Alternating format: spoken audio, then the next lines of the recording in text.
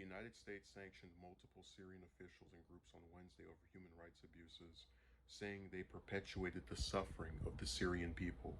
The U.S. sanctioned 8 Syrian prisons, 5 Assad regime officials who run the facilities, 2 militia groups, and 2 militia leaders, Secretary of State Antony Blinken said in a statement. The prisons were highlighted in photos provided by a photographer who defected from the government of Syrian President Bashar Assad, who exposed the regime's cruel treatment of detainees, Blinken said. The world must renew its shared resolve to promote the dignity and human rights of all Syrians, he said. The Assad regime must know that these steps are critical to any lasting peace or economic prosperity in Syria. Well, we'll get to that later. The sanctions included ones against Sadana military prison, which is operated by Syrian military intelligence, according to a separate statement from the Treasury Department. It is estimated that between 5,000 and 13,000 people have been executed at the prison between 2011 and 2015.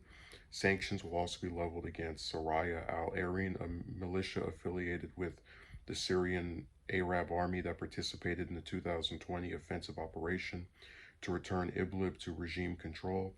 The State Department said nearly 1 million Syrians are still displaced from the operation, and ongoing artillery attacks continue to harm civilians among the front lines. The U.S. will also impose sanctions on Irar al-Sharqiya, an armed opposition group that was involved in looting private property and barring citizens from returning to their homes. 2 leaders of the group were also sanctioned. Arar al-Sharqiya has been implicated in the 2019 killing of Syrian Kurdish politician Havrin Khalif, the agency said. The group has also integrated numerous former ISIS members into its ranks. So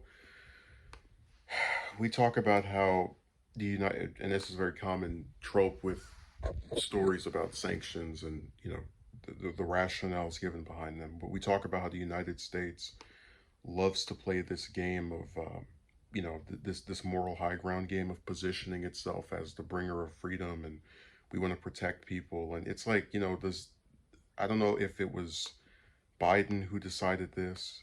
He's the president, so obviously you can lay the blame of his administration on his hands. But how do you bomb a country with your little stupid strikes, and then you come around and talk about wanting to protect Syrian civilians? It's just,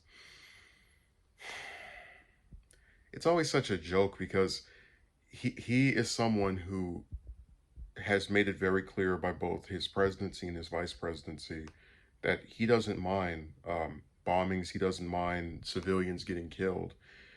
And then you want to play this grant, and then it's like, they talk about in this article all of these people that have been killed in this jail that have been executed, but it's like, but we live in a country and are represented by politicians who support the death penalty. So if they're within the confines of a prison, the state-sanctioned death, it's right at home with us.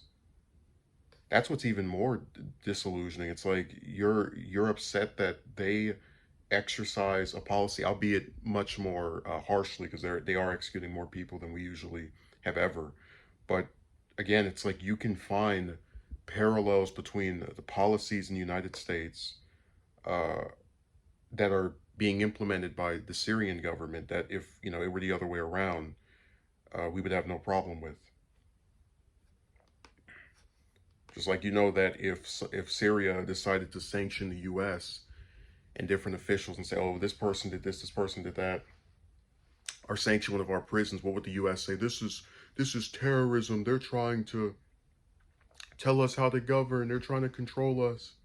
But we do it. Hey, we're the heroes as we bomb the same civilians that we say we're trying to protect.